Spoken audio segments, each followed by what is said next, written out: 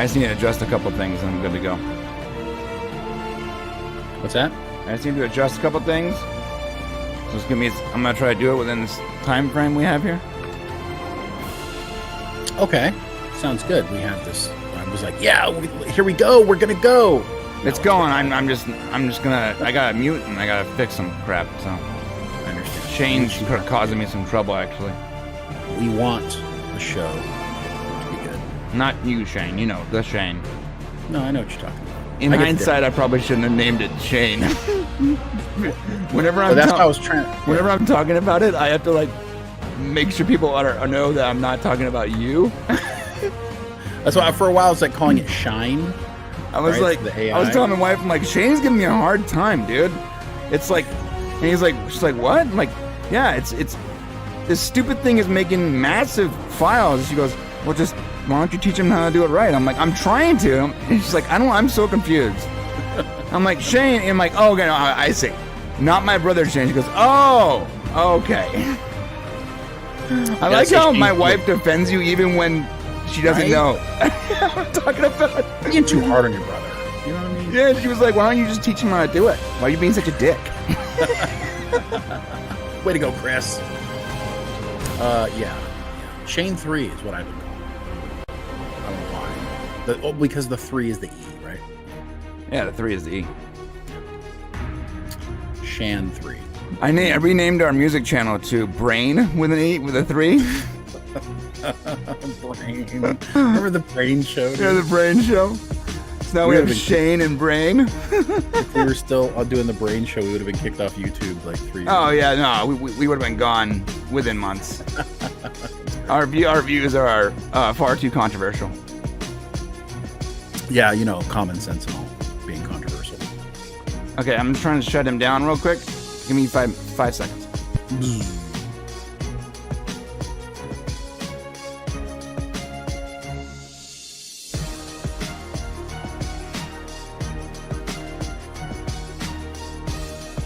Yeah, this thing just constant. I feel like Shane is attacking Brian. Something. Brian, are you okay? Don't let Shane get you. He's using like 90% memory. I think. You know you're cutting in and out, bro.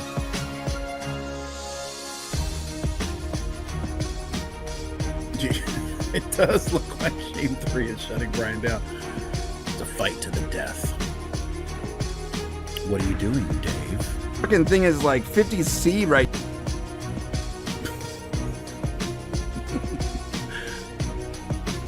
It's 80C, 80, like, dude, 90. We don't know what's happening, Brian. You're being cut off. What's going on?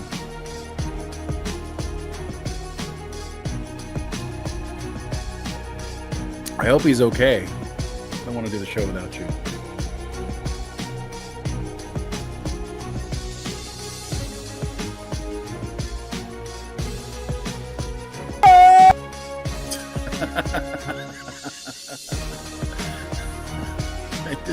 I didn't see that coming.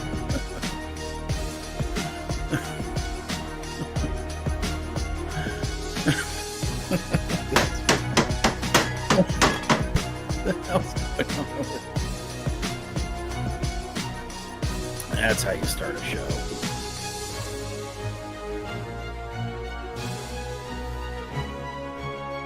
Okay, I think I got it fixed. I see you survived. I'm at 50C.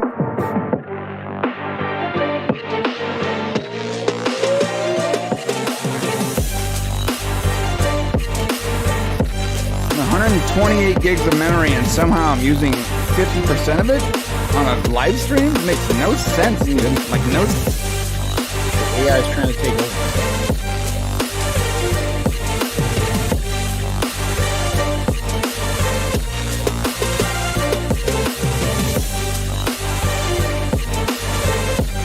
Okay, we're good. Whew, that was rough for a second.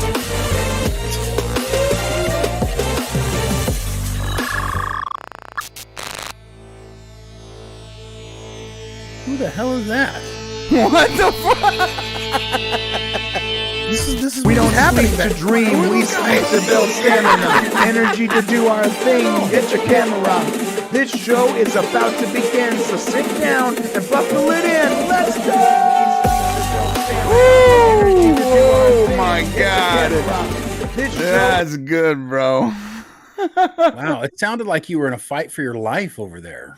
It was weird. It was hilarious. I have this this control panel that shows my my stats. Let me see if I can show it real quick. And basically, here, I'll show you. I don't know, but you see this.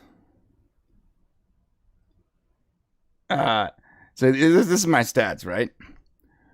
Basically, I this quick snip, and it's resting on one of my monitors. And for a minute there, every one of those things were like in like the red. And red means it's super hot. At one point, my CPU was like 90 Celsius. This is Shane 3 trying to shut you down.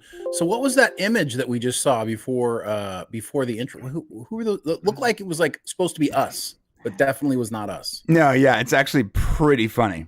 Let me show you guys. What happened was we're working on a video, and one of the videos, I'm trying to make the thumbnail for the video, right? Yeah. And of course it's got a Stargate in it. Yeah. And this is what happens. I'll finish playing in a second. Let me just give you backstory. So I'm using Shane 3 to I'm training Shane 3 on some of the images. If you notice in our Wonka video, we created all these like mock-ups of what Jim Carrey and The Rock and different people would look like as Willy Wonka. Yeah. That was all Shane 3.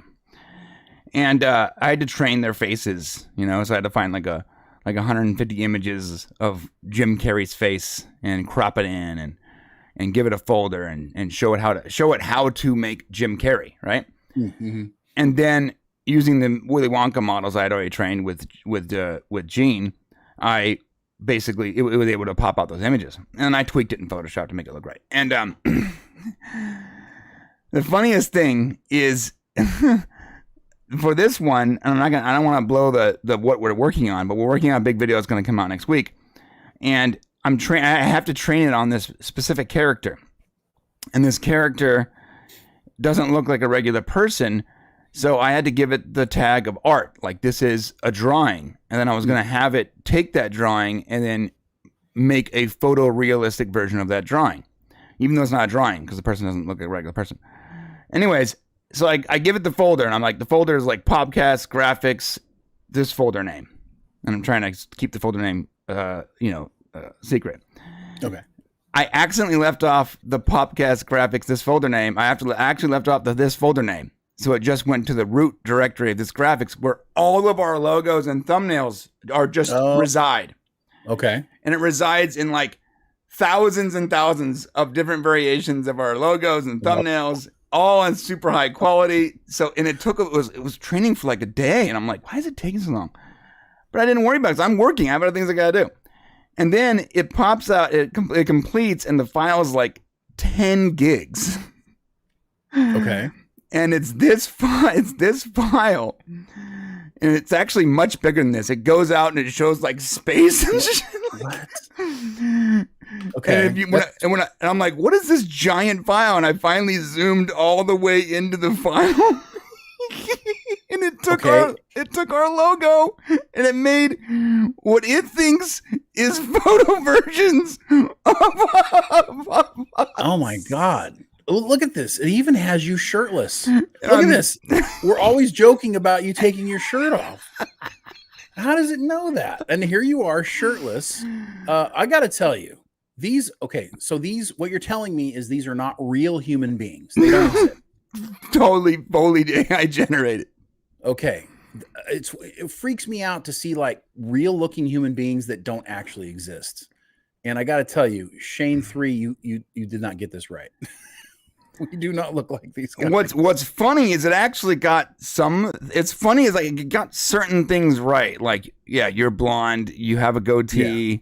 I have a beard. There's no goatee. Is there a goatee? Yeah, you got a goatee. Yeah. It's like it's minor, but it's definitely there. You're wearing a hat like in the logo. So in the logo, this is the exact position of our faces in our logo. Like your turn to the right with the hat. I have that weird mustache thing twirl going on. You look like a jacked. You look like a jacked. I look like I'm taking like the synthol. Ben Shapiro. Like you look like a jacked Ben Shapiro. Yeah, I'm like, hey, listen, you gotta buy gold from Burkhardt and Golden, man. I don't know. I look like Ben Shapiro if Ben Shapiro was injecting like that synthol oil into his muscles instead of just working. Yeah. And what is it? Good point. Someone, I didn't even notice that. They're look at this. Wait a minute. You're holding like a random mic. Oh my God. Oh, really? Yeah. Where's our logo? I haven't seen it. Yeah, let me show you the logo real quick. Well, it's based on a lot of logos. I mean, just in general, so we can see what it's supposed to look like. Okay. Because the thing is that guy there's no complimentary things going on with that fake AI guy back there. So whoever made our logo needs to get their butt whooped. I never did love our logo anyways. Let's see. How dare you? How dare you? It? Yeah. Me and John made it. You did not make it. No, John made it. No, John drew the faces. I made everything else. Well, that's what I'm talking about, the faces. Yeah, that's the I always put it back up there. I always thought he made me look scared. And I think he did that shit on purpose. Wait, put it back up. Because he didn't like you. No, I'm like he made me look scared. I'm like, you look clever, and like, yeah, baby, you know what I'm saying? And I look frightened. Thanks a lot, John. You son of a bitch. Well, so look, this is what I was trying to. I didn't have it pulled up. So one second. And I look like I don't have a hairline. It's all good. This is the image. Look at this. For some reason, you have like a random microphone. I have to pull it up so I can zoom in. Oh my God, it doesn't want to pull up. Look, you have like a random microphone. You see this? Like, what is that? Like a blender or something? You're holding it like it's a penis. What is it? You're like, there's some sort of what's up? What's dirty up? thing going on. It is down below the. I mean, like, why is it hanging out down there? Like, it's pretty interesting. And it's funny because like, so our faces are a circle, so it drew like a weird circle. It looks like Captain America's shield a little bit. It does. I thought it was like Captain America. I mean, it got some things interesting. The fact that you're shirtless is the thing that's got me like tripping right now. That's really funny because there's no images of you actually shirtless. Not that would be in there. No, that's not true. There's that one with the Christmas tree. The Christmas tree one. Oh, I have and that's on the that's on the thumbnail, and that thumbnail is in that folder and super high quality, and so are the screenshots of that I used to make the thumbnail. There you go. That's why you're shirtless. It must have matched up my face or something. I don't know. All right. Well, that was fun for this morning. Hey man, we are talking about this whole Epstein debacle, and Jimmy Kimmel versus Aaron Rodgers. Also, some Star Wars news that I don't really care about, but everyone else does. So we're going to talk about it. Yeah, let's talk about Jewish people too. Oh, I want to talk about Jewish people. Jewish people, yeah. I want to talk about Jewish people in a positive way. I think mostly positive, although some Jewish people are not being very cool. But the whole like Jimmy Kimmel, Aaron Rodgers thing. This is where like a couple of cool things happen. Like a show that I watch, totally unrelated to anything that we do, called the Pat McAfee Show, right? Has now entered our zeitgeist. And I told Brian, I'm like, hey, this is like a national story. It's something that we can talk about, and it's tied to. It's like got all the elements that we like to delve into. So, and Brian and I have a secret disdain for Jimmy Kimmel. So yeah, we thought it would be great to talk about it since he's being a little baby. He's being a little crybaby.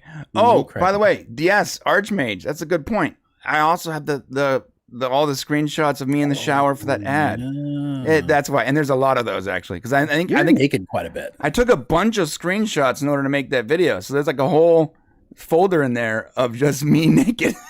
You're naked way more than you should be. Absolutely. Yeah, it's pretty funny. Okay, so listen, my friends, we're gonna jump right into it. But before we do, notice that at the top left, right there. See that right there? That is our stream hero, and that's how we hook you guys up. So whoever is the stream hero for the longest today, now gets our mystery shirts, assuming we get more than $40 of super chats. And the way you do that is by super chatting, memberships, donations. You can do tips, whatever.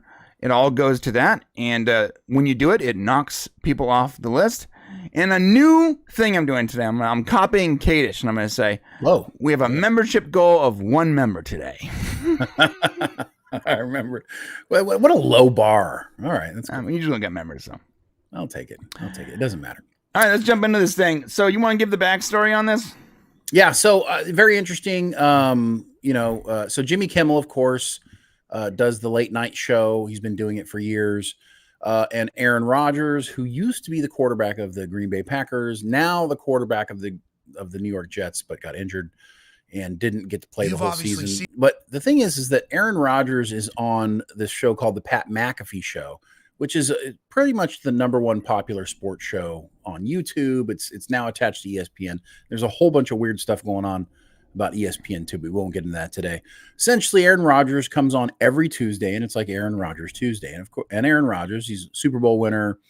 He became a voice against the COVID vaccine a little bit during COVID. It wasn't really against though, right? It was more like be aware of your, like, don't just blindly take the vax.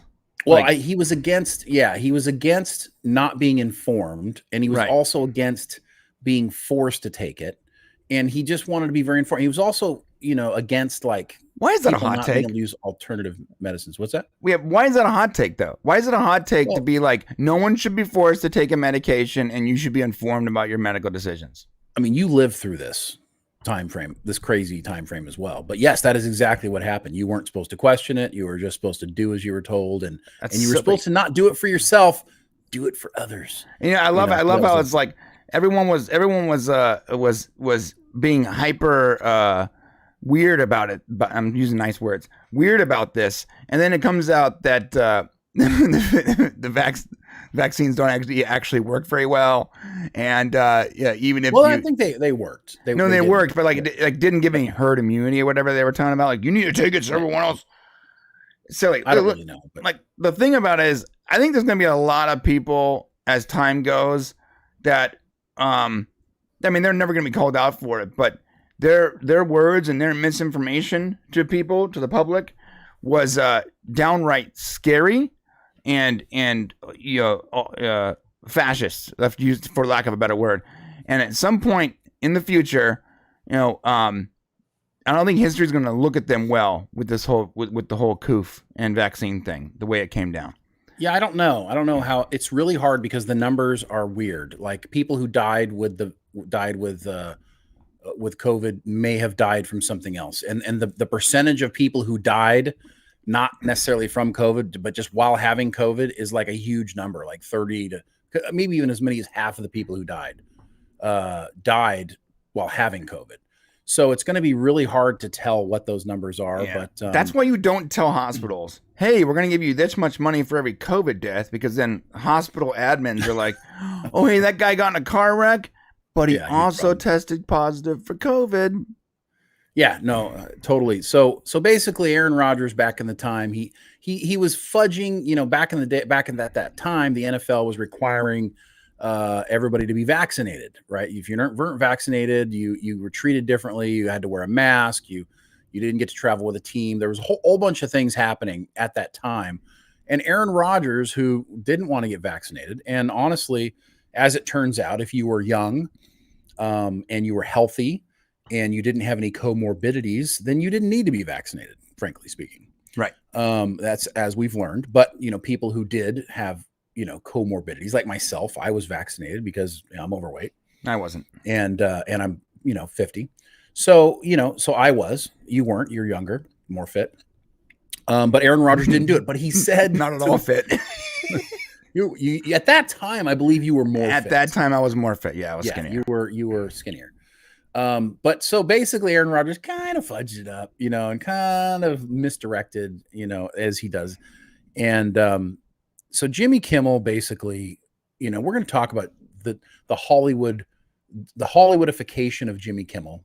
But just to get to what's happening with the story that's going on, Jimmy Kimmel started kind of attacking him on late night and treating him like he's a kook, and kind of like what they did with Joe Rogan when he took the ivermectin what is it? Ivermectin. Ivermectin. And They go like horse medication. Yeah, well, right. It's also lizard medication. It's also used for guinea pigs when they get worms. And actually, I have some for my guinea pig. And they also use it for people when they have certain infections. So it's not just horse medication. By the way, there's a lot of things that cross that the drugs that cross in different species. So. Right, but that's what the media does. They take the worst narrative to paint you as a crazy person. And so what Jimmy Kimmel was doing was treating him like he was essentially a crazy person. But Jimmy Kimmel, when he does his stand-up ever since Trump took office, he's changed a lot. But as early as February of last year, because Aaron Rodgers does this show every Tuesday on the Pat McAfee show, he was attacking him again because he was talking about the Epstein list and about things that are conspiracies type stuff. And so Jimmy Kimmel painted him as a conspiracy theorist, crazy guy who's basically a dumb. He said the only 2 A's he got were on his report card because he had in Aaron there's 2 A's in his name.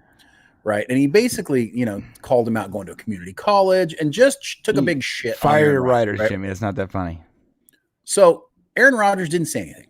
He's like, fine. People make fun of me, whatever. Now, last Tuesday, he's on the show and somehow the Jeffrey Epstein list comes out because, of course, that's what's big in the news. And he's like, a lot of people are hoping that list don't come out, including Jimmy Kimmel. That's what Aaron Rodgers says.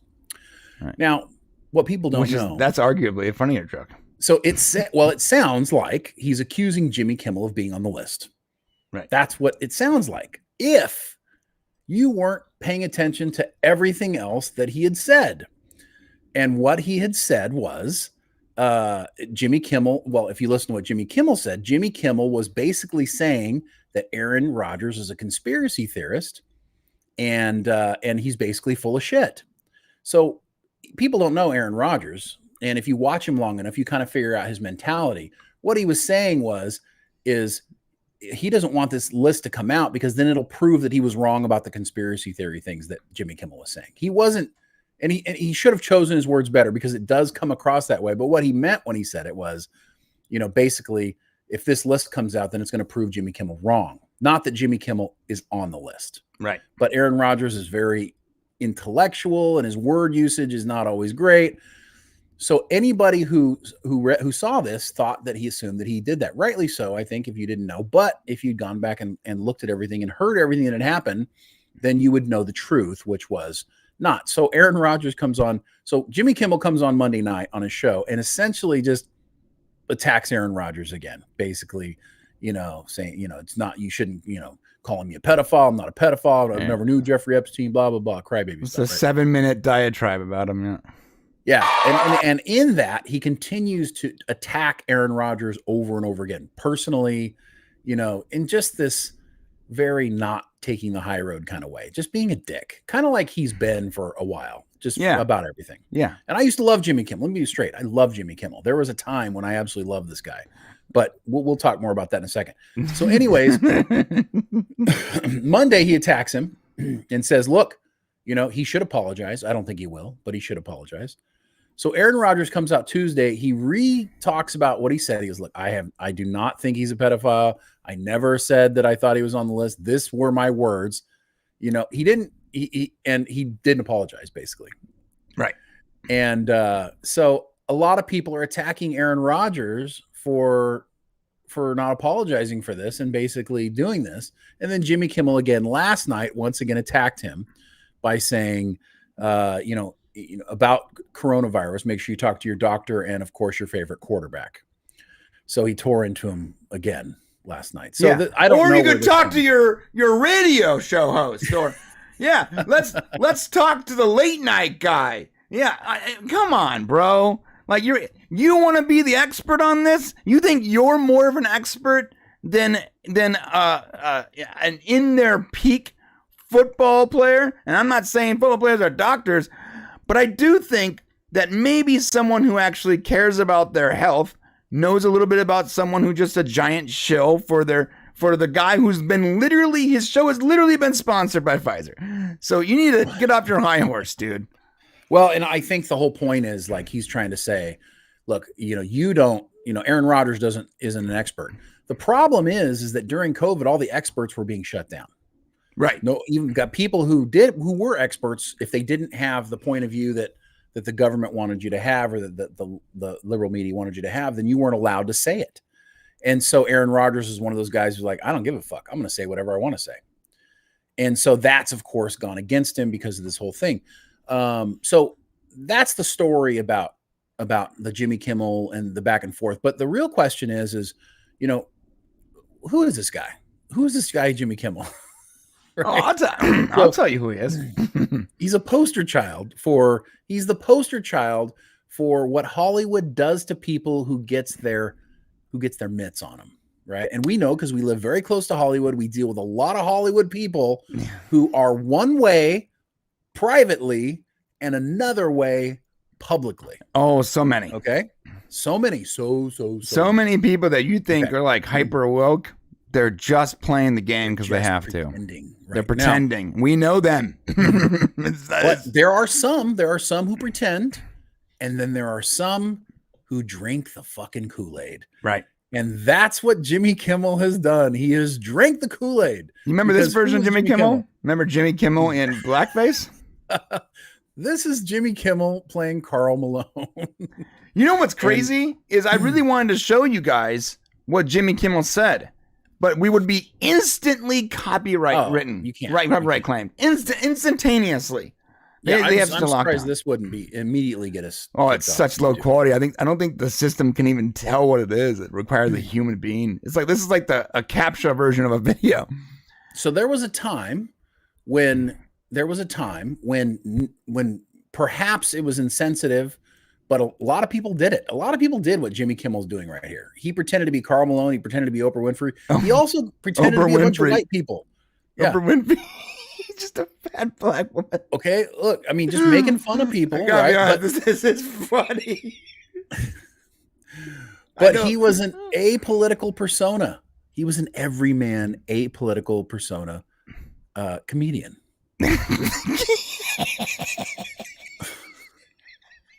Yeah, I mean, look, that was Jimmy Kimmel. And listen, oh my God. Now he would tell you, I've matured. This was the Man Show. This is Jimmy Kimmel. The Man Show was super popular. It went on for like 5 seasons or something like that. It went on a long time. It went on for 4 seasons with Adam Carolla. I mean, he did When Ben Stein's Money from 97 to 2000. He was on Fox from, I think, 99 to 2002, 2003, where he did comedy, which that's where I first was introduced to him. Then The Man Show, and then he did Jimmy Kimmel Live, I believe, before becoming the late night host. So what happens? Jimmy Kimmel becomes the late night host. And over time, he becomes friends with people like, Silverman. What's her name? Sarah Silverman. Yeah. Sarah Silverman, Matt Damon, a lot of these Hollywood insiders. Now, Jimmy Kimmel was not an Hollywood insider. He was an outsider. He was a comedian, not an A-list, not a B-list, probably like a C-list guy. He actually met Adam because he was doing before all the TV stuff. He was doing comedy on a radio station. Right. And him and Adam became friends when Adam was training him to do like a boxing match with some other radio guy. He was doing morning radio. So he was doing that stuff and he was trying to come up. He was a dumpy little guy, kind of funny. And he was just an everyman kind of guy. And then all of a sudden he gets this late night gig and he starts rubbing shoulders with the Hollywood elite. And slowly but surely he starts turning into this person. And what happened was, even when Trump first started running for president, he really has Trump derangement syndrome. And he's listening to what everybody else is talking about. And he became very, very liberal in his thinking, because that's what his friends were into and what they were talking about. And he became that because in order to be a part of the system, you have to be that way, at least pretend to be that way. Right. So, if you're not pretending to be that way, you're not going to be invited to all the stuff. Right. Okay. And this is a guy who wants to be invited to all the stuff. He It's wants to very be invited apparent. to all the stuff. He constantly talking about who he's rubbing shoulders with, whose party he was at. This is the kind of guy he is. And so one of the things about Jimmy Kimmel that when I turn on the show, I look at him and I go, well, look, there's a hypocrite, right? This is who you were. Now he's apologized for the blackface and for all the stuff and for doing those things. But I think the real problem is that, can someone go from being pretty far one direction to completely the other direction? I mean, I guess it's possible, right? But most people are who they are, or who they are, or who they are. Okay. And you move a little bit one way or the other as opinions depending change, on how you feel, but you don't completely flip-flop. People who completely flip-flop are generally liars, hypocrites. And so what's happened over time is with Jimmy Kimmel is he's become the face. So in 2017, he started going. He actually had Trump on his show, and he was laughing about it when Trump first started running.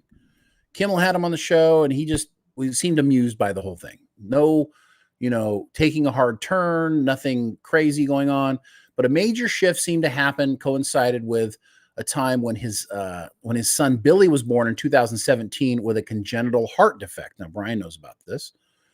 I know well. And required life-saving surgeries. Yeah, multiple. Now, Brian, after your child was born, did you become a conservative, hating, liberal, crazy person? No. And my child was born with a, and it's not competition, mind you, but a much more multiple rare ailments that required 5 open heart surgeries that all had very low chances of survival. In fact, I would say I loved my country more for the fact that I was born in a country that has that ability. And I definitely became more religious because the universe handed me like 4 blackjacks in a row. Yeah, right. Exactly. So a major shift happened for this guy during this time. And so what happened was he went on to his show and he emotionally told his audience about his family's plight and went on to push for the defeat of Republican attempts to overturn Obamacare that year. Okay. And he got a lot of feedback on that. He got a lot of attaboys. He got a lot of, support from the Hollywood community, and it really raised him in stature. And that was it, man. And that's crazy. That's crazy. His kid, if Obamacare had been, if Obama's medical, I don't like calling it Obamacare, but if Affordable Care Act. Yeah, if the Affordable Care Act, which was Obamacare, had gone through like 10 years prior, right, and he wasn't as wealthy as he was, then his kid wouldn't have had access, more likely, to the surgeries required to survive something like HLHS, which my kid has HRHS, similar thing. Yeah, I don't think reality is what we're talking about here. Like, I don't think the reality or the truth or anything matters. I think Jimmy had this moment on stage where he's having this tough time in his life, and the feedback he received on that helped change the course of his narrative on how he looked at life, because the more he started to feed into this kind of more liberal, woke agenda that Hollywood has embraced completely, the more kudos, the more he grew as a star and as a national public person. And so I think that it just naturally started to go that way. And as time went on from 2017, he went on to a whole foray of liberal activism.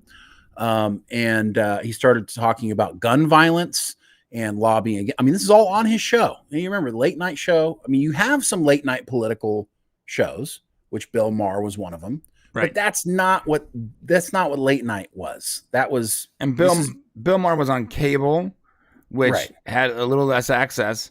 And coincidentally enough, Bill Maher's opinions have not changed in 20 years. And now he's starting to look like a right-wing guy. Yeah. So exactly. He's coming to the middle. So in 2020, all this stuff's been going on, and it's gone as far as in 2021, Kimmel mocked Floridians who had died from COVID. I remember that. He declared the unvaccinated people shouldn't get ICU beds. And he really, really went too far. Which which was becoming a problem. And, you know, he basically went to the point where he's like, I don't care if Republicans watch my show. I mean, which is silly because, hey, I'm sorry to tell you, Jimmy, you didn't just lose Republicans. You lost, you know, you lost libertarians like me, and centrists like me. Yeah, libertarians and people with common sense. And how about even if you're a leftist, you can see how ridiculously hypocritical and disgusting this guy has become. Like, let's say you're a leftist, but you have,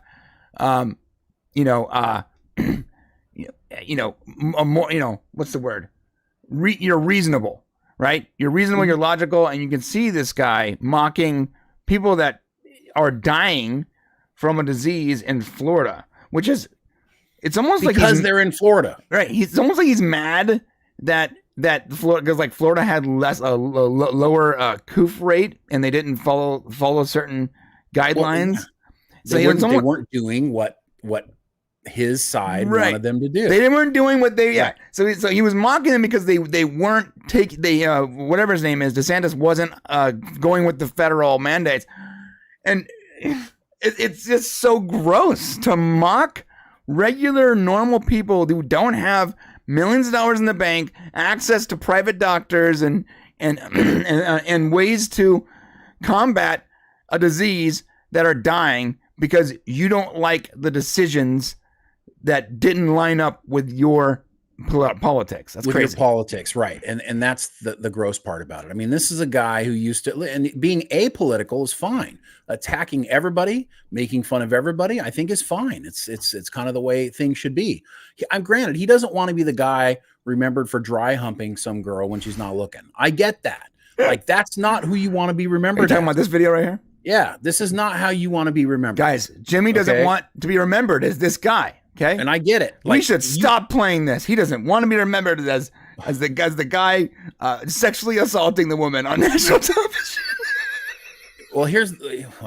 As the problem is like, but here's the thing is like, so he's counterbalancing all this stuff, right? Hey, weren't you the guy that was dry humping that girl? Oh, yeah. But trust me, I hate Trump. Like, and that solves everything. Well, the best he ever did was what his opinions on like the women's suffrage movement on Man's Show, where he's yeah, and now guess what? Now they can vote. Good job, everyone. And you're like, whoa, Jimmy. I mean, that's who he was. And let me tell you something. Too much, bro. That's who he is at his core. Okay, that's who he is. Now he can be this all he wants, but there's going to come a time, watch, when the Hollywood bell doesn't matter as much anymore and the pendulum swings the other way. And this is the kind of guy who's going to jump right back on it, go in the other direction. Yeah. So anyways, I have no respect for Jimmy Kimmel. I think he has serious character flaws, and not that I necessarily love everybody in Hollywood, but if I like somebody, I generally want to believe, I want them to have good character at the least. He can believe what he wants. He can believe all the crazy stuff he believes, but being a hypocrite while doing it is what is a problem. Yeah, my issue is with hypocrites. I don't care where you fall politically. We can disagree and still get along. 100%. But being a massive, incredible hypocrite and douchebag is just not something that I can respect, watch, or even root for. He's just a bad person in the way I see it. And the crazy part is, sorry, I had to cough. Him and Adam Carolla were a team, and something Captain Robert April said here. Compare Jimmy where he was and where he is now to Adam Carolla, and where he was and where he is now. Yeah, listen. At one point, these two guys, they were in the same boat, same level. Yeah. They were on the same show. They were both doing radio together. They were like me and Shane. Yeah. And what happened was, Adam just didn't take the Kool-Aid. He just kept being Adam. One guy maintained his values. One guy said, this is who I am, and I'm going to continue being this. The other person became a Hollywood elite by pandering to his new friends. Yeah, love it or hate it, love him or hate him, Adam Carolla has not changed. And in fact, one of the biggest criticisms of Adam is that he's still telling the same stories for the last 10 years. He's still the same guy.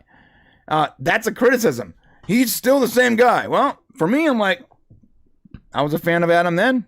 I don't listen to him very much now, but I'm still a fan of Adam in that degree. I mean, your views can change, I think. Like, I can understand your life situation changing your views to some degree, but I just feel like, if you're going to go out on a stage every night and attack people, which that's what Jimmy Kimmel has done since 2017. He's gone on stage and attacked an entire, people of a certain ideology.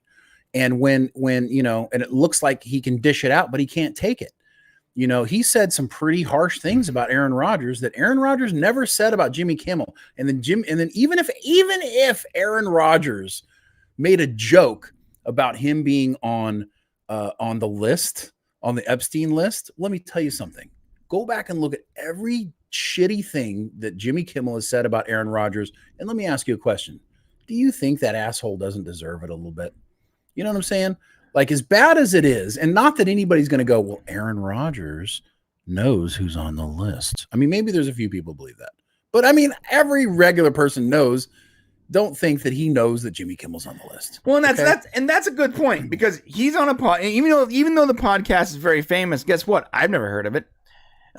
So he's on this famous podcast, but you got to be a football fan, right? But so I've never heard of it, right? And all Jimmy did, by acting so upset and crying about being called, him making a joke about him being a pedophile, et cetera, or him being on the list. All he did was draw attention to it. I'm going back and looking at their podcast. They get about 200,000 listens on their regular podcast, not the clips, right? So let's say 200,000 to 1 million people would have heard that. Jimmy Kimmel just amplified that by 10 times easily. Right. Yeah. And so what's hilarious about it is it wasn't like the news media wasn't running with it. They weren't being like, oh my God, can you believe what Aaron Rodgers said about Jimmy Kimmel? No, what happened was it blew up on Twitter. Right. And it blew up because of Jimmy and Aaron and the back and forth. It honestly, you're right. It would have just died away. It would have been nothing. And what I think is hilarious about it is he wasn't even saying he thinks he's a pedophile. It was going back about the shit that if he had never talked shit about Aaron Rodgers, this wouldn't have happened, is my point. Yeah. So the actual podcast gets an average of 200,000 listens, and their clips get between 50 and 200,000 on average views. Yeah. All right. Pat McAfee show. No, he's a very popular guy. I'm not downing Pat McAfee. I don't know. Quickly popular, by the way. Last year and a half really became popular. Yeah. I don't know who he is or whatever, but I'm not downing him. He should be a punter for the Colts. I'm impressed at how many subscribers he has. What I'm saying though is, from a visibility point of view, right? If all 200,000, if he got at the max of his normal listenings, he would have had 200,000 people listening to the podcast, and between 150 and 150,000 people watching the clips, which means that all Jimmy did was take something that would have been seen by less than 200,000 people and made sure that millions of people saw it. Millions of people saw it. And to a point, I think maybe, what do they say? Like, there is no bad marketing.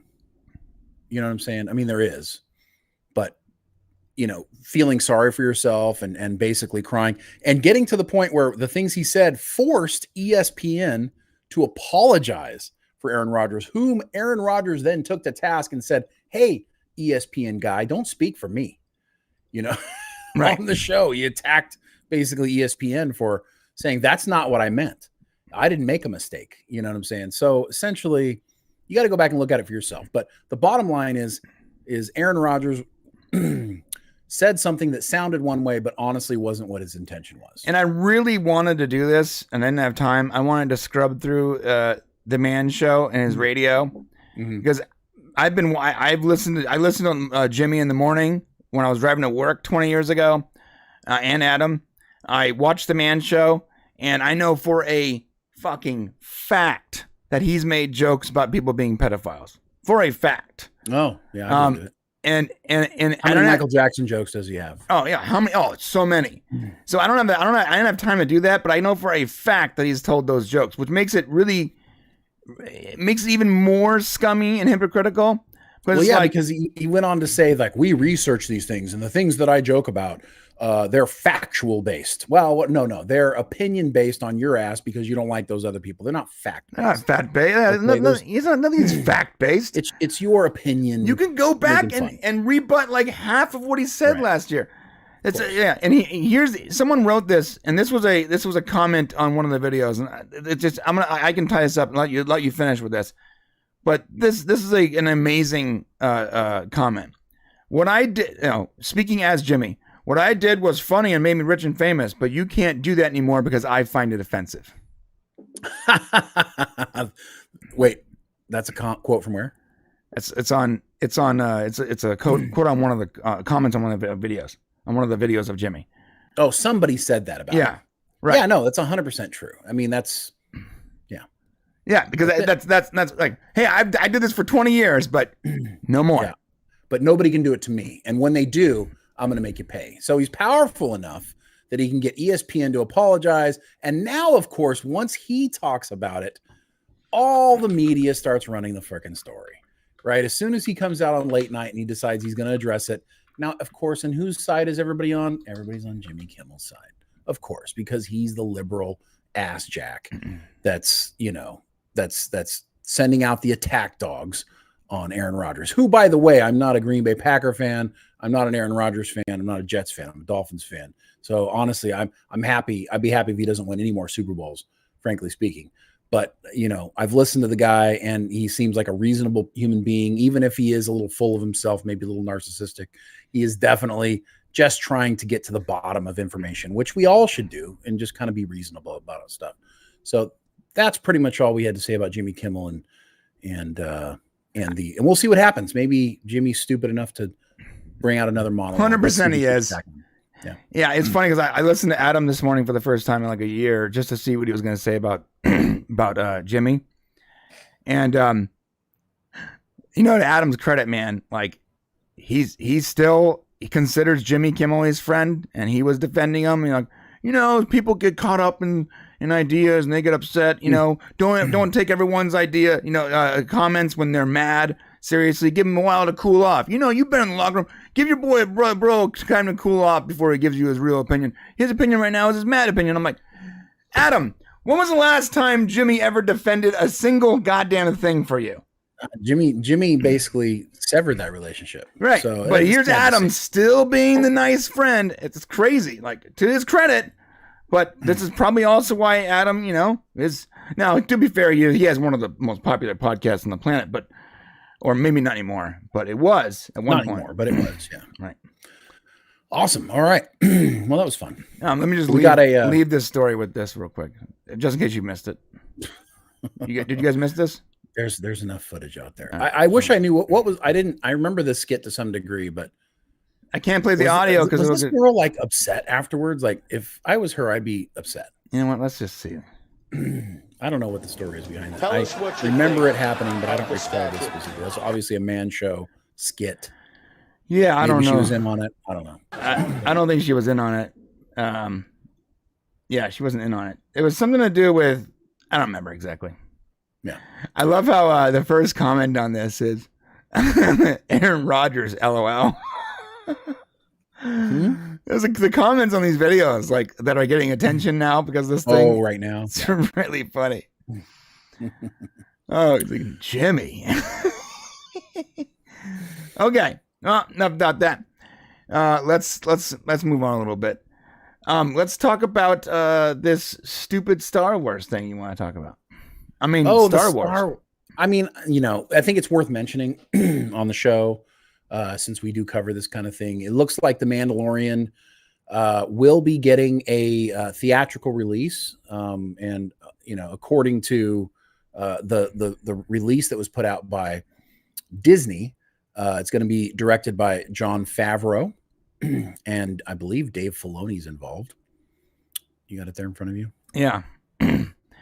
The Mandalorian and Grogu, which is Baby Yoda for all people who stopped giving a shit about it, are embarking on a new adventure to movie theaters.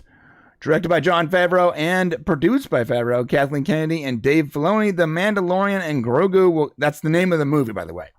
The What's it Mandalorian called? and Grogu. That's the name of the movie? Oh, shit. It's not a good name. We'll go into production 2024. This is what Favreau says. I have loved telling stories set in the rich world that George Lucas created. I don't know why. Not sure why he's English. The prospect of bringing the Mandalorian and his apprentice Grogu to the big screen is extremely exciting. Hold on. John, we love you. We love you, John.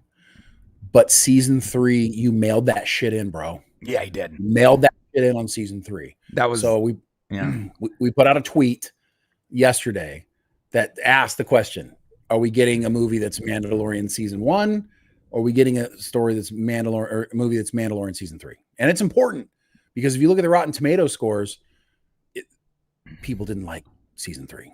No, and here's the deal: the Mandalorian was curing my apathy for Star Wars for a moment, and it was almost getting me there. Like I was enjoying it enough to start caring about this universe, right? Mm-hmm. Thank you to Shane. Shane's the one who told me to watch it. No, watch it, bro. Trust me, watch it. And I was like, okay.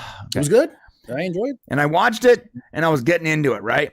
I was still mad about some things. I don't know why the hell they're not using Star Wars music. The Star Wars theme is one of the most epic, masterful themes of all time. Why are we not using it? But and they said they were saving it for movies. Right. So are we going to get the Star Wars theme on The Mandalorian and Grogu? Right. And then what happened was we had stuff like I was excited about Boba Fett coming out, and it was pretty. I still liked it. I know people didn't like it, but pretty whatever. Well, I mean, but it wasn't Boba Fett. It was Mandalorian season 2.5. It became that. Yeah, no, it became that. Initially, the first few episodes of Boba Fett were definitely all Boba Fett. But then it turned into Mandalorian 2.5, which I don't know why, but it did. Yeah, that was weird. And then we saw Obi-Wan, and that really put the nail in the coffin for me when I was like, you know what? I don't think I care about this anymore. I don't. Yeah. And I stopped caring about it. And now every time someone brings it up on a podcast or on a live stream, I'm like, I don't care. Can we move on to the next topic? Because like I'm over it. Now, this is different a little bit because Jon Favreau is an amazing creative. I've liked him, and I like almost everything he ever makes. And maybe now that it goes to the movies, maybe we'll get an actual Star Wars theme song. I am big on music. You need good music. Is a very important part of a movie for me. It's true, but it's just going to be one small aspect of this. Like the real problem is this story has been told. So right now, the Mandalorian and Grogu have like settled down. They've settled down on a planet and they're chilling. They're going into, they've passed the baton to Bo-Katan, and now it's her show. Right. And so what exactly is the Mandalorian and Grogu going to do? So there's going to have to be a completely new story written. Yeah. It's going to have to divorce itself completely from everything it's told up to this point, I believe. No, and they're going to have to go on a new adventure. No, or it's going to show an adventure they had, that was never shown on screen. It's going to be like a weird insert prequel thing. Yeah. I'll be pissed. But they always do that. They're so afraid of going forward. So at least we get the music. And maybe he'll have access to more Star Wars resources in the movie. And we won't see like that horrible deep fake of Luke Skywalker, which, by the way, for real, it wasn't a horrible deep fake. It was not great, though. Hollywood. I know guys online with like 40,000 subs that can do a much better job, and I bet you they will charge you so much less. I actually really loved that scene where Luke comes in. Oh, yes. No, I like that scene, of course. Yeah. By the way, did you ever see that scene with the original Star Wars music instead of their bogus? Oh, yeah. No, way better with the original Star Wars. Oh, epic. Yeah.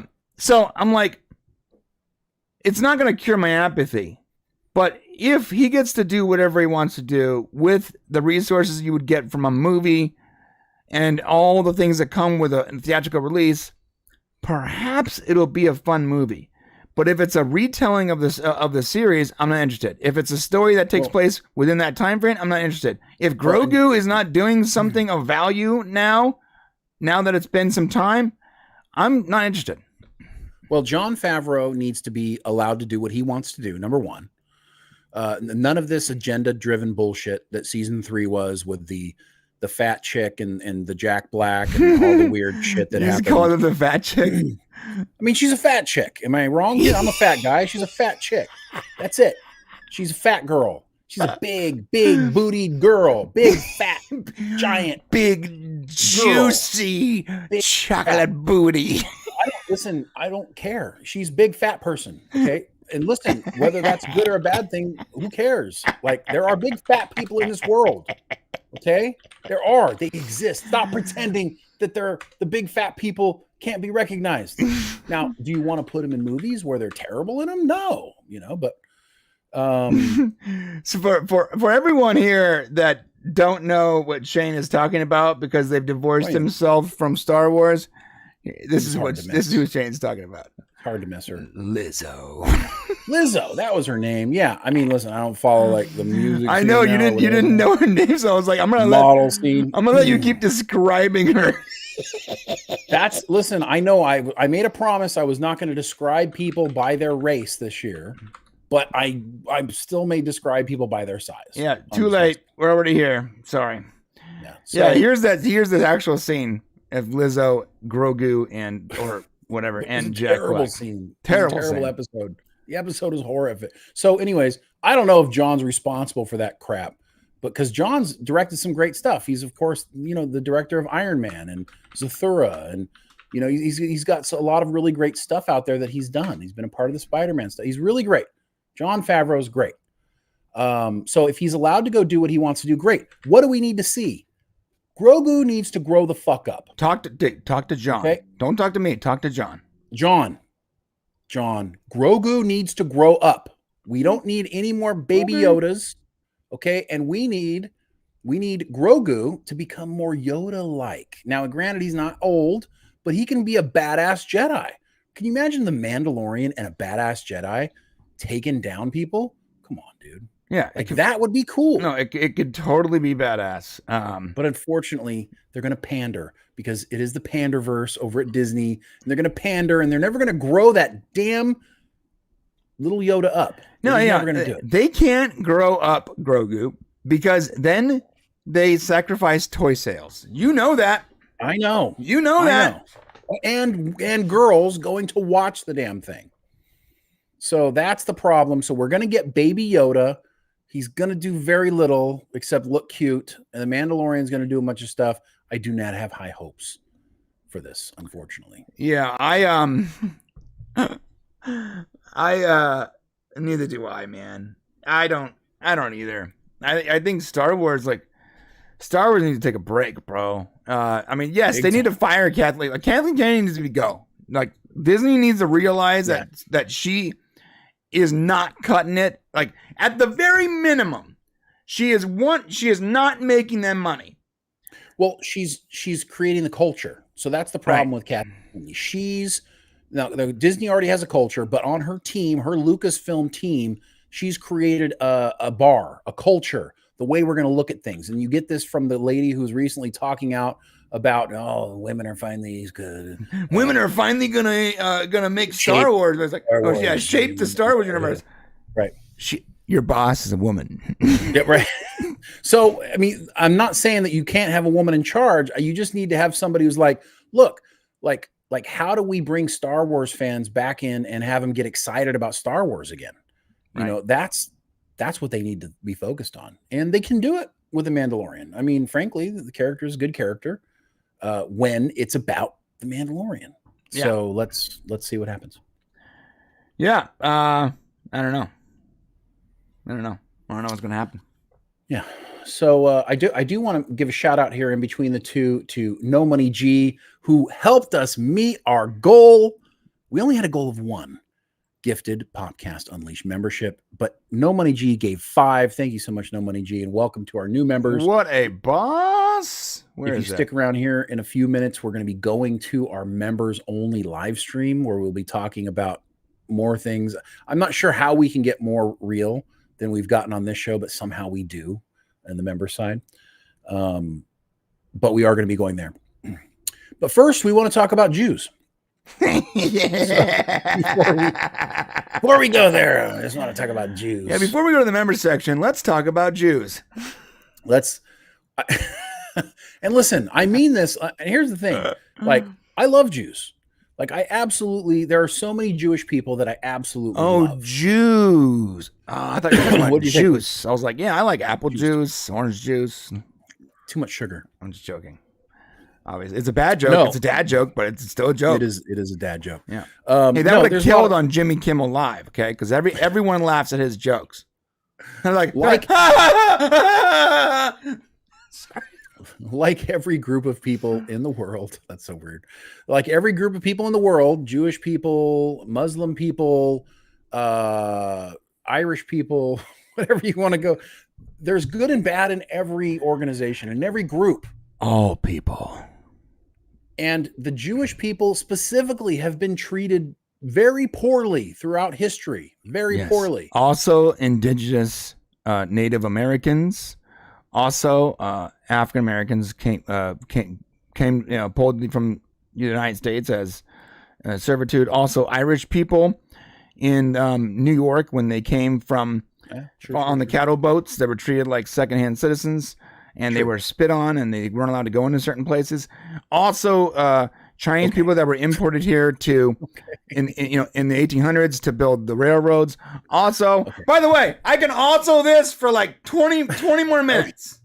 So, yes, a lot has happened, but the one thing, here's the thing about and this happens a lot in society where people become the victim, and you become a victim embracing group. Like your group is victimized, and you embrace this victimization until it helps you become the powerful. So people who were bullied, right, growing up, became the victim, embraced the victim, got sympathy from everybody else, right, until now they are the powerful. We are the victims. Hear us roar. And this is beginning to happen with Jewish people, okay? Because Jewish entertainers, a group, is criticizing the Academy over diversity efforts. I saw this because I saw David Schwimmer, Juliana Margulies, and Josh Gad. Love Josh Gad. They were among more than 260 Jewish entertainers to sign an open letter. I'm like, oh, what the fuck is this open letter? This is the snake slowly eating its own tail. Right. So I'm looking at it. I'm like, okay. So, more than 260 members signed this thing, basically saying, look, criticizing the Academy of Motion Picture and Arts and Sciences for excluding Jewish people as an underrepresented group in diversity efforts. By the way, this is not going to work well because almost all Jewish people look incredibly white. So, okay. Let's get to that. Hold on. Guys, hold it. I'm more Jewish. Hold that. Okay.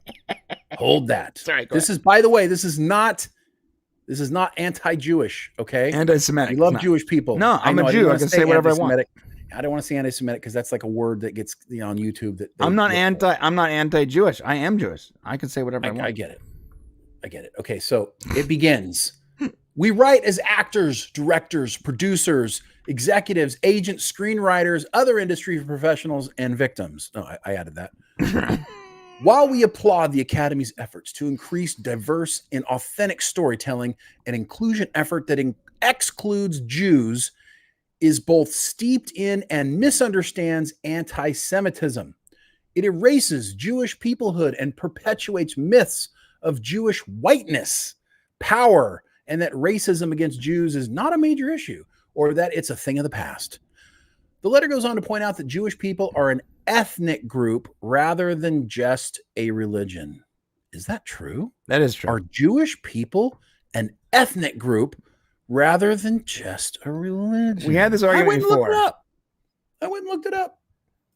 And when I went to myjewishlearning.com, which is literally a Jewish website by Jewish people,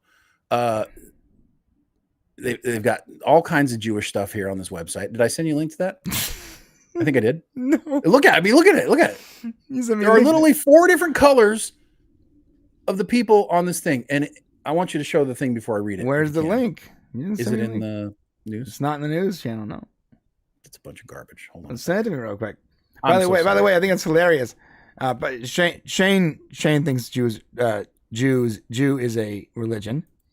My grandfather, who was Jewish, was not a quote unquote practicing Jew, considered himself Jewish, with all the same customs and all that, and just didn't follow the religion. He was actually agnostic. Well, there's a thing. It's two things. It's a place you're from, and it's also a religion. Okay, but we need to be very clear about something here. And this is not my definition. Definitely unique. This is a very unique description of people. It's not the same. This is not my definition. This is the myjewishlearning.com, who is a Jewish organization that says here, are Jews a race? The short answer is no. This stream is never getting monetized. Jews are not a race of people. People who identify as Jewish include individuals of enormously diverse geographic origins and physical appearances, making the idea that Jews could easily be designated a race in the sense of shared physical or biological characteristics implausible. So what I'm saying here is not that Jewish people have not been, have not gotten treated horribly. I'm sorry, I can't take this serious because they said people who identify as Jewish. Well, okay. So how can you identify? Like, I'm sorry, I don't believe that you can just identify as something and then you're automatically that. You're either living that life or you're not, bro. Well, okay. The reason why there are so many different colors if you scroll up to the top, I identify as a popular YouTuber with $1 million in my bank account. Prove me wrong. Well, no. I mean, scroll up to the top. Okay, what they're talking about identifying as Jewish is scroll all the way up. Is you become Jewish, the Jewish religion. Okay, if you embrace the Jewish religion, you are Jewish, right? Yeah, no. This is no. That's what they're saying here on their Jewish website. Again, my very Jewish grandfather was totally agnostic and did not believe in God, but he was Jewish. So how is that? So how could he be part of a religion when he doesn't believe in religion? Well, that's what I'm trying to say. Jewish, the people who are descendant of the religion of Jews, okay, because Judaism is a religion. Yes. Okay. They lived in a place, Israel, in the past thousands of years. Right. But Judaism is a religion. The people of that area were called Jews. Yeah. We're going in circles here, bro. What is a race? It's a culture group. No, races are not culture groups. Well, yeah, I mean, so to Mexican is a race, but it's technically like a fifth generation race. It's not a race. Are Mexicans not racist? No, technically the people who lived in Jesus' time were Middle Eastern. No, but let me ask you a question. Is Mexican a race? No, it's not a race. Oh, it's not. So it's not a race. No, I'm trying to have a conversation. So I need to determine what a race is. Okay, so a cultural community is not a race. So you want to go to like the root folder of people, and you're saying Latin is a race. If you want to say that, and Caucasian is a race, in terms of this letter, right? And what the Academy did by saying, look, we need more people.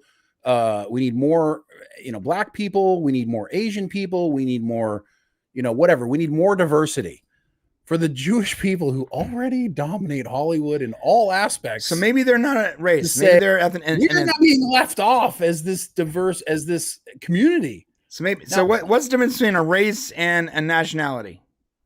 You just said it.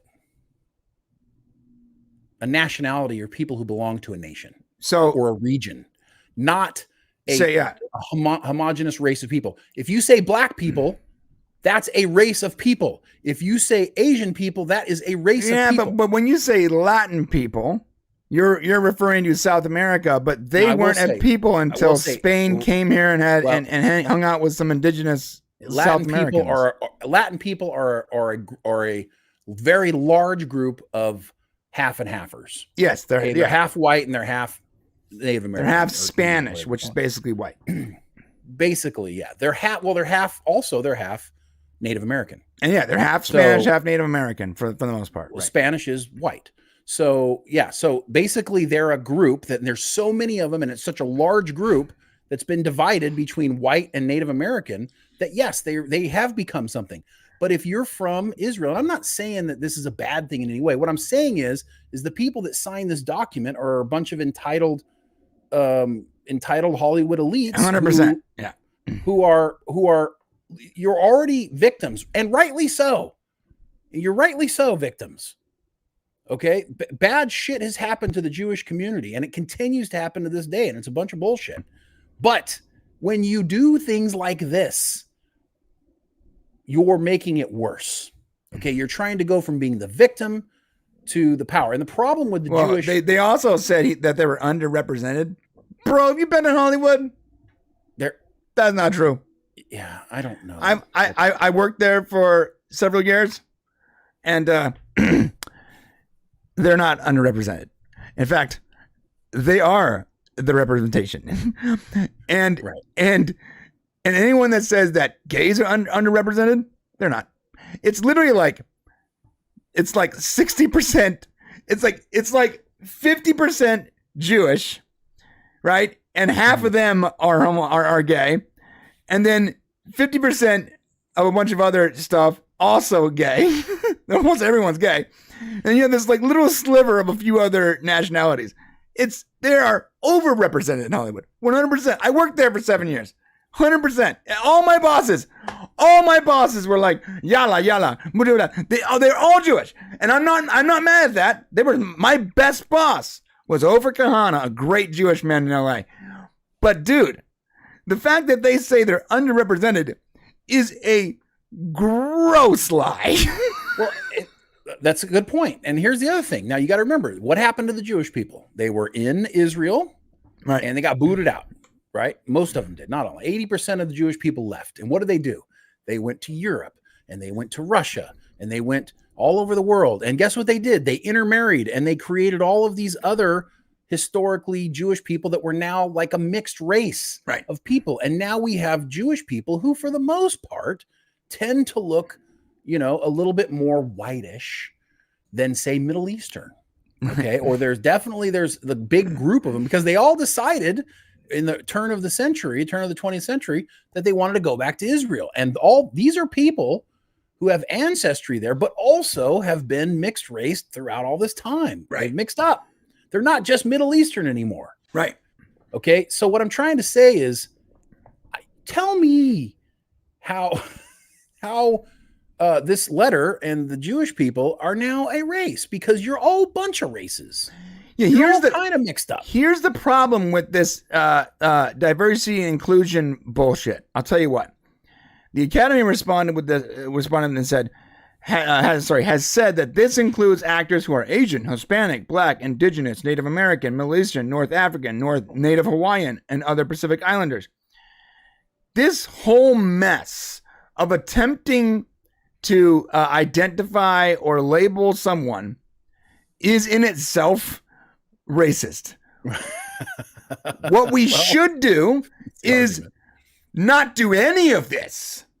And you should give awards to people. Ready? Wait for it. Based on their performance. What a thought. What a thought. Imagine giving someone an award based on how well they did their job. Holy shit, is it? Dude, so someone get this over to them. Maybe they'll figure, this can change the world. Oh my God, bro. They're also talking about the people who are making the choices.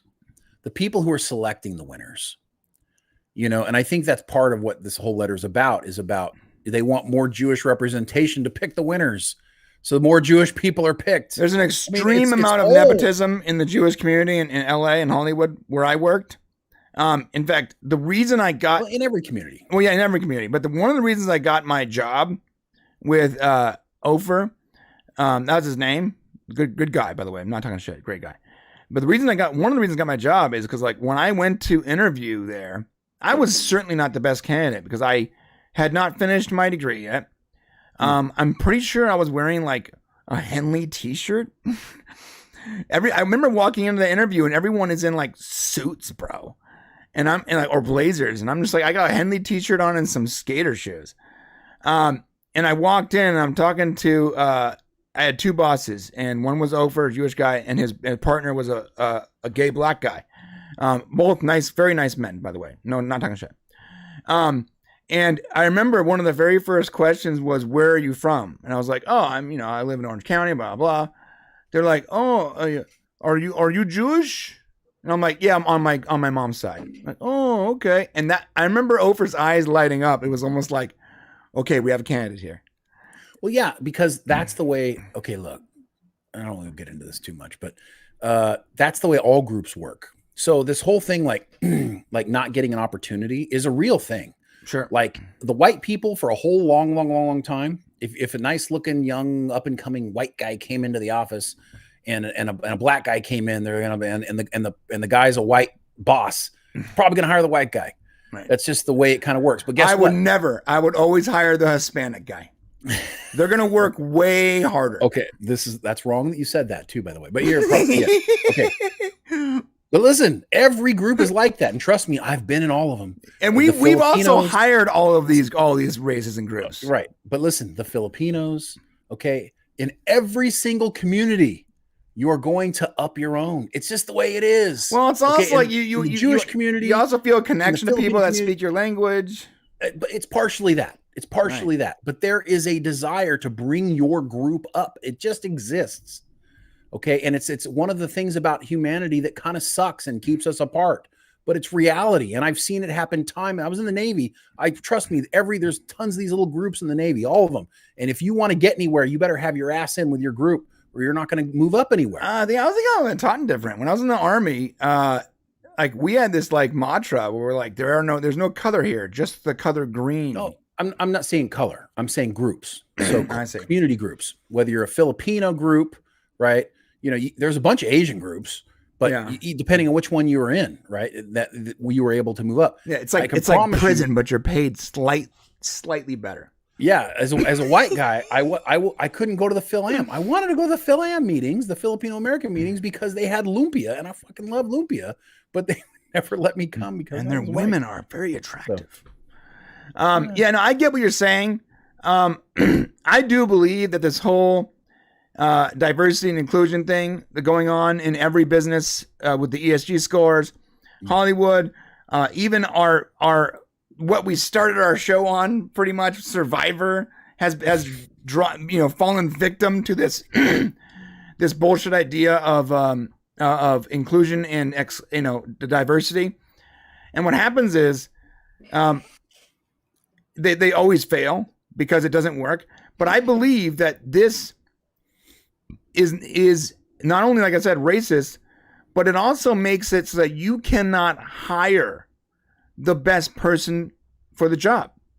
You don't have the ability to hire the best person for the job, which means that you are, at best, you are working with weights on your ankles because you only have a few of the people you need for the job. And at worst, every person you hired is not a fan of or knows of or has no connection to the IP they're working on. And they're just there because they happen to fit that percentage you had to fill. And the fact that Survivor goes, we're going to have 15% Caucasian, 40% this, 25% this. They have these actual rules on who they can hire and what the cast members can be and who can be contestants. And they go, and 60% from the LGBTQIA plus minus community. And they make sure they make this giant announcement and say, we're going to do this. And all the Twitter people and blue hairs and liberals are like, woo, good job, Survivor. We're still not watching your shitty show, but good job.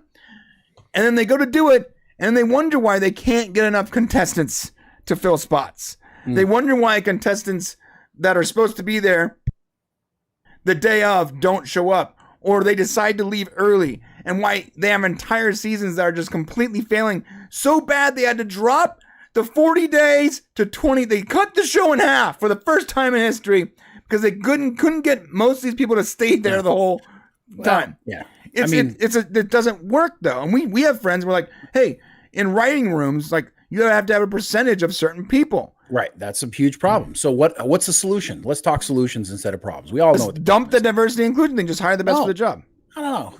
But it's hard to hire the best person for the job because you're looking across him and you're like, my God, he looks like me and he's attractive and I can see the future right there in front of me and I want to hire this person. The problem is that we are all ethnocentric.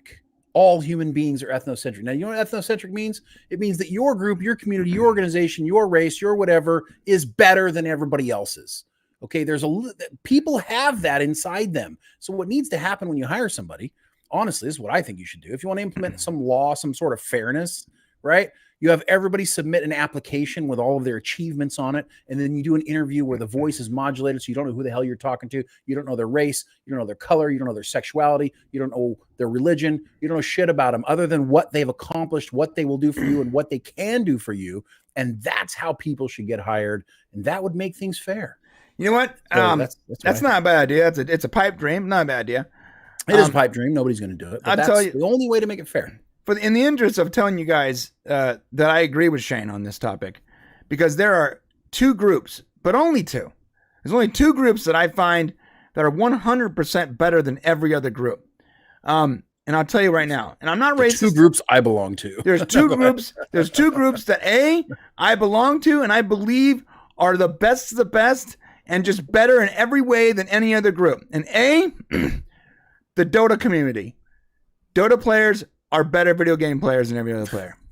Period. The end. It's the best game in the world. Starting shit. See, but the number one group, in my opinion, excuse me, you're messing up. You're stepping on my bit. The number one group, in my opinion, are you motherfuckers right here.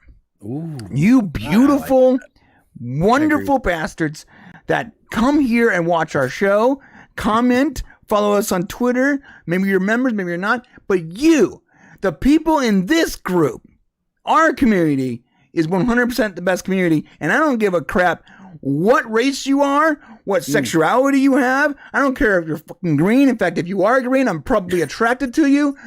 I don't care what you are, but the fact that you're here right now, you hang out with us, you're reasonable, logical people who support the movement, you, my friend, you are the best. You are the best. Well said, fucking Ryan. Period. I agree. I think that was very well played. The Dota thing was bullshit, but yeah.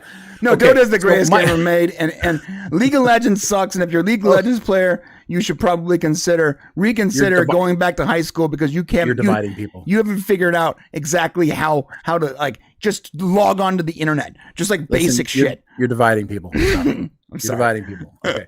Michael Nemo for $10. Thank you so much, Michael, for the super chat, for always supporting us, brother.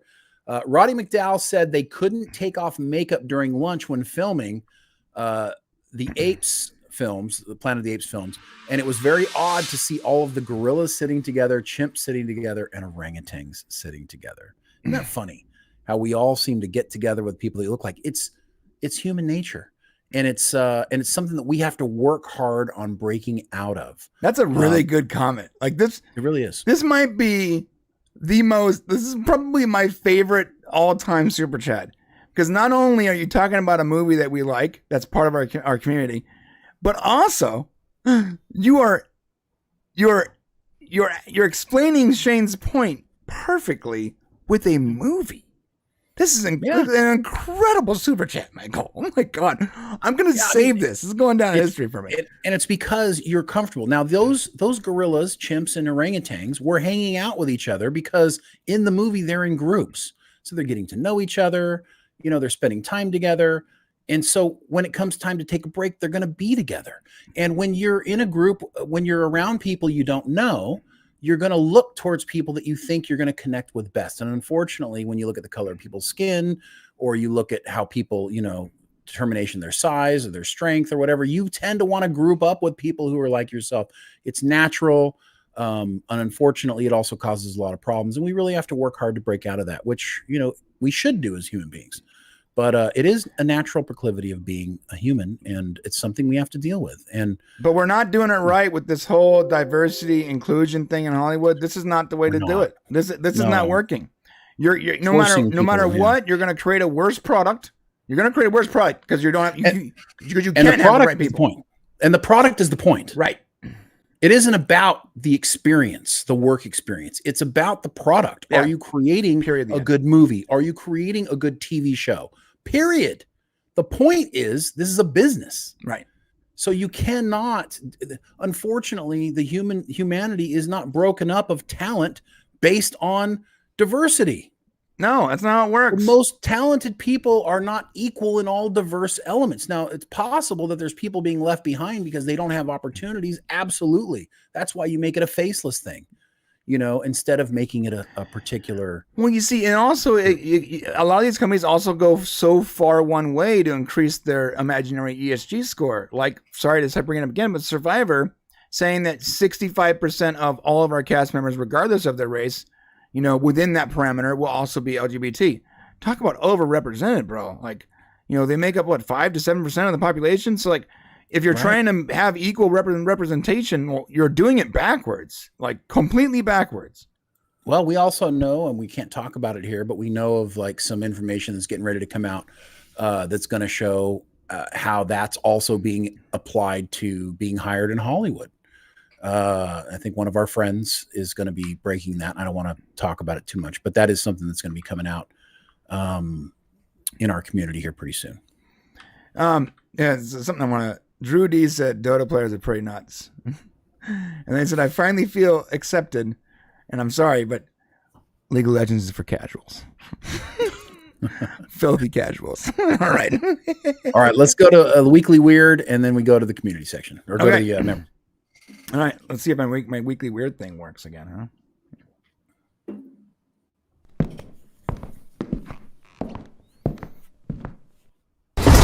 Get ready, you fucking weirdos. I'm going to have you after you actually re-record that, so it's your voice. It's so funny. It's funny hearing Shane 3 do it. Okay, my friends. Today in the Weekly Weird, we have Grand Theft Auto 6. Yes. Okay. Grand Theft Auto 6. You saw that trailer that got like 150 million views. It's everyone wants to play this game. It's the next big giant thing to ever happen for games. Well, before it came out, there was actually a hacker that managed to get into Take-Two, which is the company that runs GTA, Rockstar.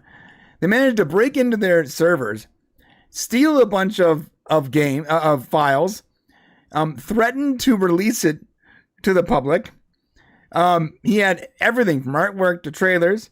He was arrested. Sorry. Now, this is what's funny about this. This is why it's weird. This guy is like literally like a superhero. Okay. So this is when it got really weird. They couldn't. He couldn't stay in prison. He's very young, by the way. Okay. I was gonna say, his face is covered because he's extremely young. He's 18 years old now. He did this. He originally hacked it when he was 16. He's autistic.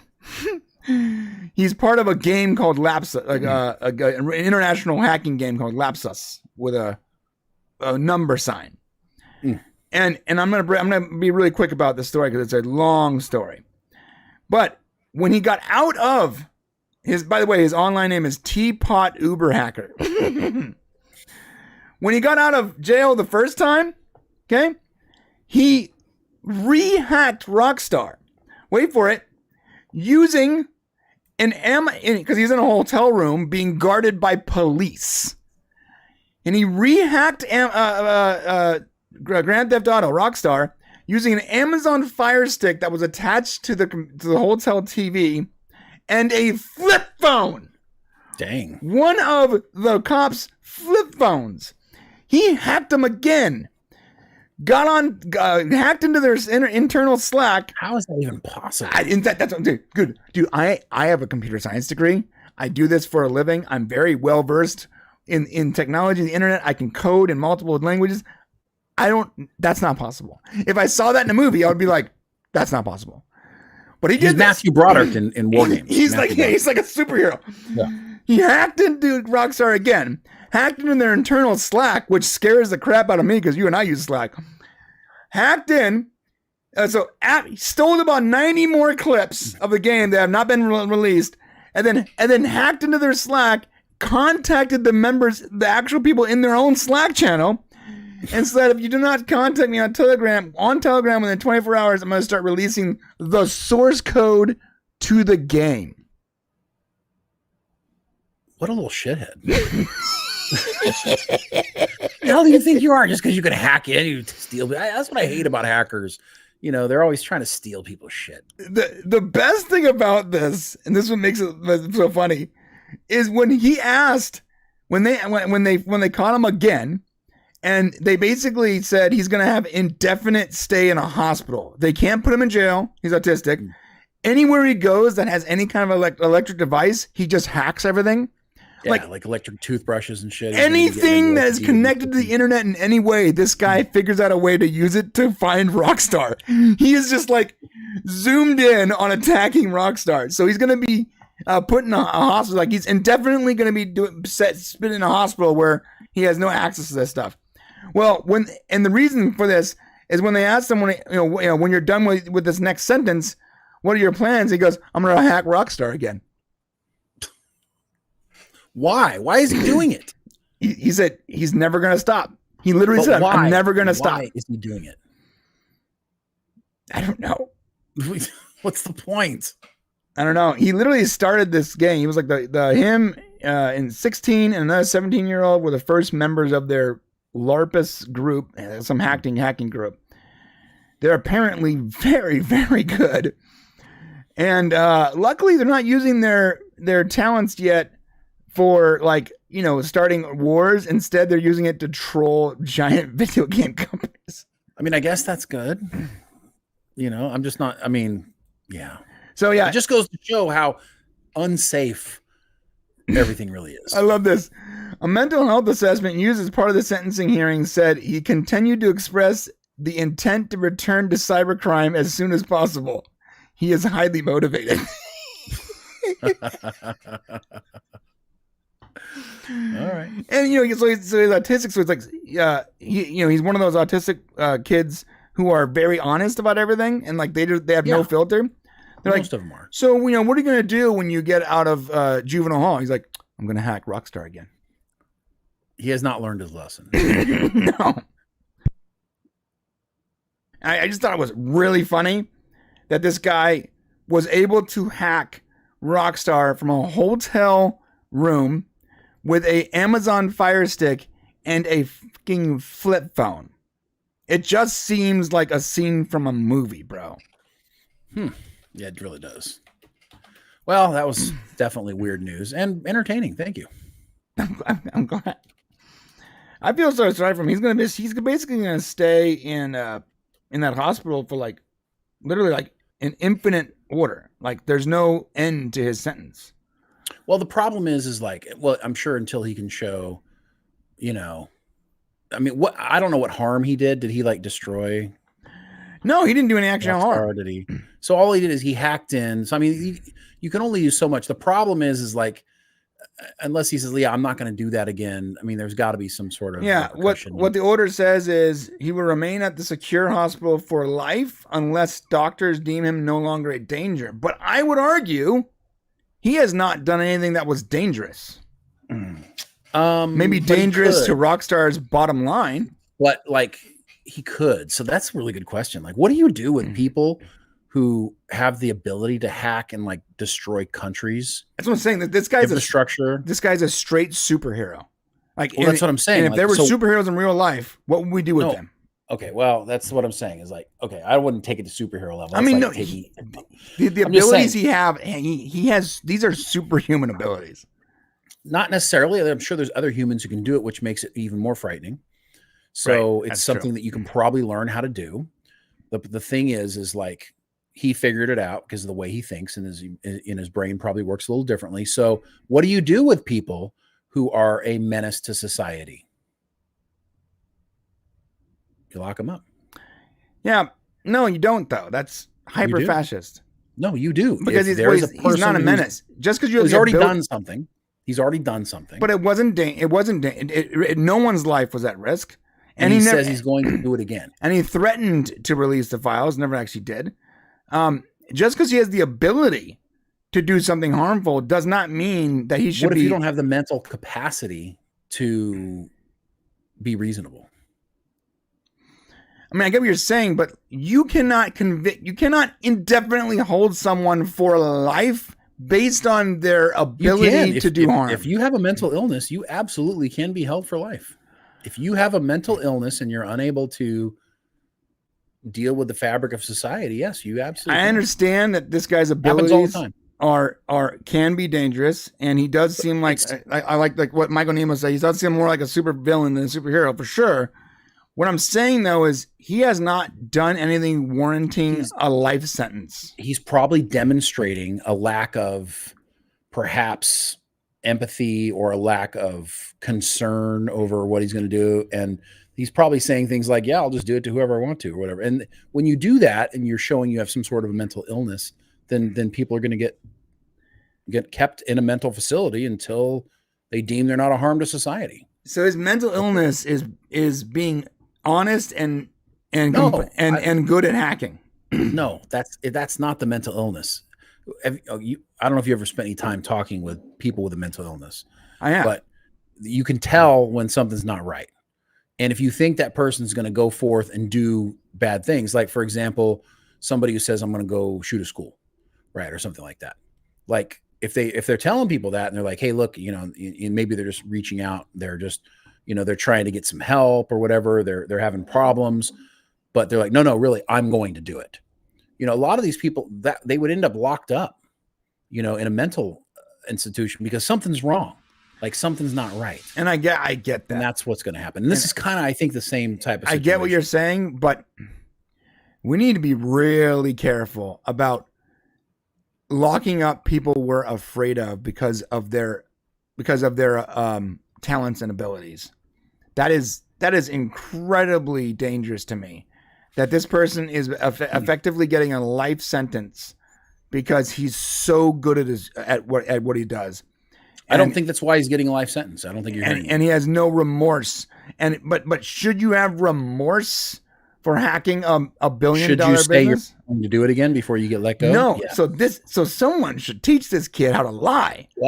The problem is that's not for people with a mental illness, right? It's not about being pure and not lying. It's about the inability to reason or be reasonable. And if somebody has the inability to say, oh crap, I can't do that, then you're a problem. Yeah.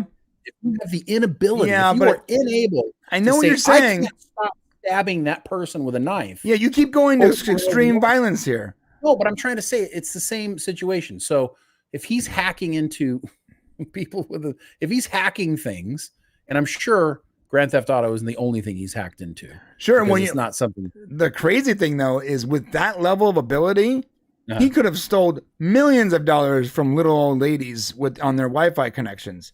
Right. Well, he's not that.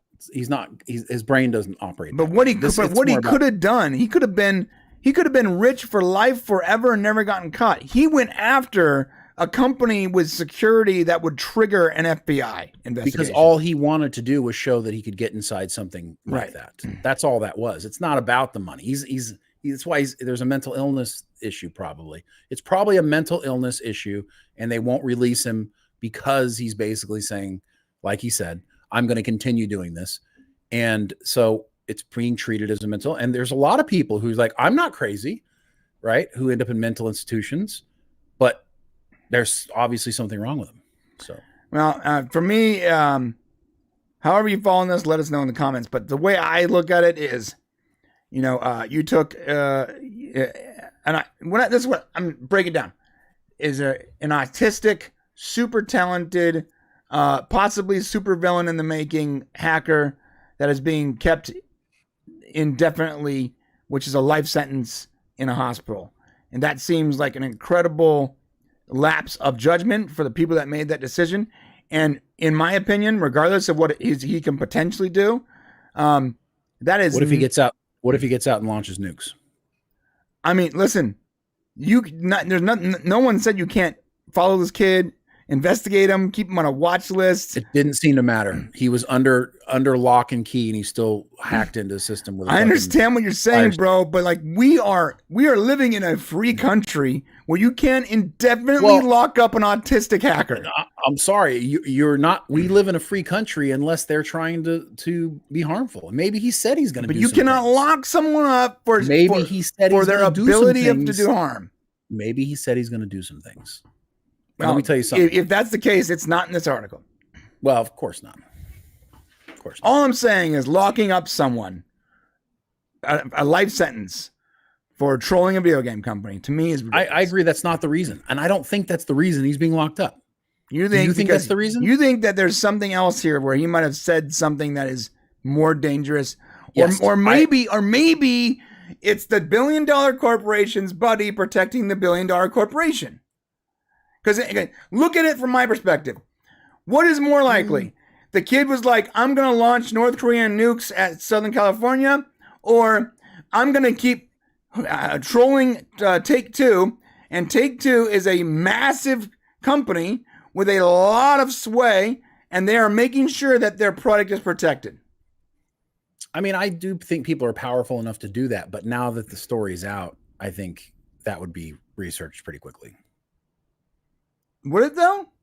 I mean, the story's out. What? By who? By somebody hears, by Kotaku, by VGA, by journalists who are literally paid by Rockstar to write about the game? He's related to, who won't let it go. It doesn't seem like anyone cares and loves about him. I mean, now if nobody loves and cares him, yeah, the fucking guy's done. Sorry, you screwed with the wrong big business. You're screwed. Yeah, he's part of a large international group of teenagers that hack. He's not. I don't think he hasn't even close to. Listen. Is this in the Philippines? Just tell me, because I think people in the Philippines and India, there's a whole bunch of teenagers over there who are constantly calling on my phone trying to steal my money. That's constantly. True. And listen, all those little fuckers need to be in prison. I'm sorry. Okay? Everybody who calls my phone trying to steal my money, their asses need to go away. Those aren't hackers, though. Those are scammers. That's a big difference. Feels to me like it's all the same damn thing. So, yeah. Anyways, let's move on, shall we? All I know is I'm not. Someone said $1 billion company should be protected. Yes, you're completely right. I'm not saying Take-Two doesn't deserve to be protected. I'm saying that you cannot protect a giant corporation at the sake of someone's liberties. If they won't stop attacking them, I think you can be locked up. Then you need to. It's got to be illegal. You need to be better at protecting yourself. If you cannot protect yourself from the 17-year-old hacker, no, I'm not saying they can't be protected, but you cannot remove someone's liberties and God-given freedoms, right? Because they are a threat doing something to you. Illegal. Because they're a threat to you. No, you can do it. And he does something illegal again. A bigger sentence. The way it works is when you continually commit crime. How many times has he done it? Twice. No, I'm sure he's done it more than that. This is a kid who belongs to a group of international teenage hackers. No, let me finish. The first time he did it, he got arrested. Spent some time in juvenile hall. Second time he was on protective order. He hacked in with the phone. That is when they gave him the order. So on his second hack attempt, he got arrested. How many times before he got arrested the first time had he been hacking into shit? I don't know. All I can see is this. That's what I'm trying to say. It doesn't matter though. You can. I'm not. You cannot punish for someone's crime they may or may not have committed. That's ridiculous. That they already commit. How many times? But you don't commit crimes? They're not saying it. They're not in your fucking article. But no. What he was punished for was that first hack attack. They didn't list anymore. So think about this. You're saying on his second, every time he does it, he gets caught. He gets a prison sentence, and it goes up. And if he wants to spend the rest of his life in jail, and because he continually commits crimes, bro, that's called a career criminal. And there's a lot of people out there like that. Mental illness. But you can't be like, oh, you did it again? Life sentence, bitch. That's crazy. I don't think that was the case. That's the way you're reading. Indefinite hospitalization. Yeah, now hospitalization. Which means there's a mental problem going on there, dude. I know you may not have a lot of familiarity with it. It's not the way it works. It is the way it works. If you have a mental illness in this country, you might find yourself kept under safety for a while. Right or wrong? Not forever. Not forever. Potentially. No one Potentially, until you're demonstrating that you're not a problem. Yeah, yes. that's nuts. That's nuts. Or they let you out as a homeless person. That's fucking nuts. You're nuts. You're a crazy person. It's been happening for decades. And let me tell you, in California, we got a ton of them. We got homeless people running around. No, you're right. People, No, you're right. There's pulling people out of cars and stabbing them. Can we indefinitely hospitalize some homeless people that have been like? It's happening. They murder people. They murder their own community. They blow shit up. It's insane here. I get what you're saying, bro. Right. There needs to be something done. And here's something you don't do. You don't just feed and clothe them and get them ready for their next crime spree every month for free. That's what you're sounding like. No, there needs to be punishment when you commit a crime. There needs to be people who actually understand how mental health works, so they can help them. Oh, I'm sorry. So if you're saying, but not like it needs they kill somebody. Give me a break. The punishment needs to fit the crime. Well, you're saying you should punish someone for wanting to kill someone? Because I've wanted to kill a lot of people. Are you going to punish me for that? When you tell the police, I'm going to go kill this person. All right, see you later, and then they go kill that person. You don't. This is one of those. That's not how it works, bro. No, I'm just saying. Stop. You keep going to violence because that. He just said he's going to continue to do it. Yeah, continue hacking. I'm going to continue. Yes, hacking. None of it included violence. Because when you say violence, you're gaslighting the topic by saying, everyone wants to protect someone from violence. But would you arrest someone for saying they're going to steal from someone before they have? Would I arrest someone for saying they're going to steal? Like, stop going to violence as a potential crime. Use any other crime. I'm going to shoplift tomorrow. Yeah, if I'm arrested for what I've done wrong and they say, are you going to do it again? Oh, fuck yeah, I'm going to do it again. Yeah, I'm not going to let you out. No, I mean, that's not the way the justice system works, though, bro. Sure it does. It's called. No, it's not. No, that's not. When they let people out of prison if they say they're going to keep doing it again? If they've served their sentence, yes. He didn't get a sentence, bro. No, the first time he got a sentence, yes, he did. Right, and then he was put under house arrest or whatever the hell they called it. Right. And now he's being sentenced again for doing it again. Yeah, and this now next sentence is, oh, bitch, we ain't letting you go if you're going to keep doing it. This next sentence is no, it's not the same thing. Hold up. You get a sentence, you serve your time. If you do it again, you're a repeat offender, you're going to get a longer sentence next time. And again, a longer down. No, you're being too reasonable. I'm not being reasonable. This is the justice system, bro. It isn't like, oh, you robbed me once, now you get a couple more years. You know what? Yeah, you robbed Ralph. The judge you get. You took a jar of pickles at the self-checkout line twice now. This is not taking a jar of pickles. Well, it's also not murder. I'm doing the same thing. I'm whatever the opposite version of gaslighting is. I'm doing.